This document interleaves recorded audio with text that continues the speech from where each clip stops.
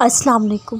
جو تم نہیں کر سکتے اسے اپنی نہیں اپنے اللہ کی طاقت سے دیکھو تو بتاؤ پھر بھلا ایسا کیا ہے جو وہ نہیں کر سکتا؟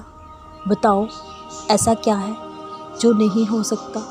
وہ حکم دے تو دو جہاں ریزہ ریزہ ہو جائے، پر وہ جو تھام لے تو بتاؤ ہے کوئی جو تمہیں گرا سکے؟ اس سے بھی زیادہ محبت کوئی تم سے کر سکتا ہے؟ اس سے زیادہ بے غرض کوئی تمہیں چاہ سکتا ہے؟ اس کی محبت تو تم سے اتنی خالص ہے، وہ تمہاری دعاؤں کے لیے مقدر بھی موڑ سکتا ہے۔ پر تم مانگ کر تو دیکھو، اس کی محبت کی انتہا یہ ہے، اس نے سارے جہاں کو ہمارے لیے بنایا، ہم نے پھر بھی اسے چھوڑ کر یہ جہاں ہی چاہا، تب بھی اس نے ہمیں رد نہیں کیا، پھر بھی اس نے خالی ہاتھ نہیں لٹایا۔ وہ موزوں کو تب تمہاری طرف روانہ کرتا ہے جو تم اپنی آنکھوں سے ناممکن دیکھ کر بھی صرف اس لیے اس سے مانگتے ہو کہ اس کی دستک سے باہر کچھ بھی نہیں۔ ہاتھوں کا اٹھ جانا، سر کا جھک جانا کبھی بھی ہمارے بس میں نہیں ہوتا۔ ہم اللہ کو کبھی نہیں چنتے، اللہ ہمیں چنتا ہے، پھر چاہے وہ ہمیں صرف لڑکھڑانے پر چن لے یا کوئی زوردار ٹھوکر کھا کر زمین پر منہ کے بل گرنے کے بعد، پھر چاہے وہ خوشی کے آنسوؤں میں چن لے یا درد کے ایک لمبے سفر کے بعد۔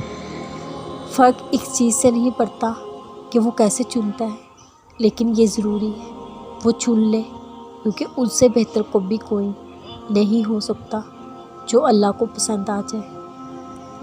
جنہیں لاکھوں مایوس لوگوں میں سے ان کے دل میں صرف ایک خیال ڈال کر چنا جاتا ہے، امید کا خیال، قبولیت کا خیال، اس رب پر یقین کا خیال، ایسا خیال جس کا پیچھا کرتے کرتے وہ اللہ تک پہنچ جاتے ہیں، جن کی پہنچ 7 آسمان پار تک ہو۔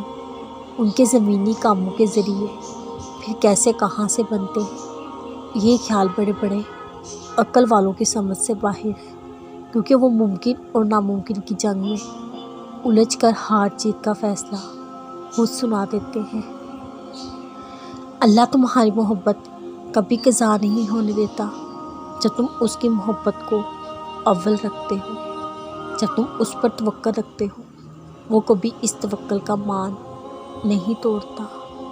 ہاں وہ جانتا ہے کس کے لیے صبر کرنا کتنا مشکل ہو رہا ہے، پر جو تمہارے لیے سوچ رہا ہے تمہارا یہ صبر اس کے سامنے بہت معمولی ہے، کیونکہ وہ امتحان انہی سے لیتا ہے جو اسے پیارے ہوتے ہیں، جن پر اسے مان ہوتا ہے۔ یہ آخری وقت تک مجھے منائیں گے۔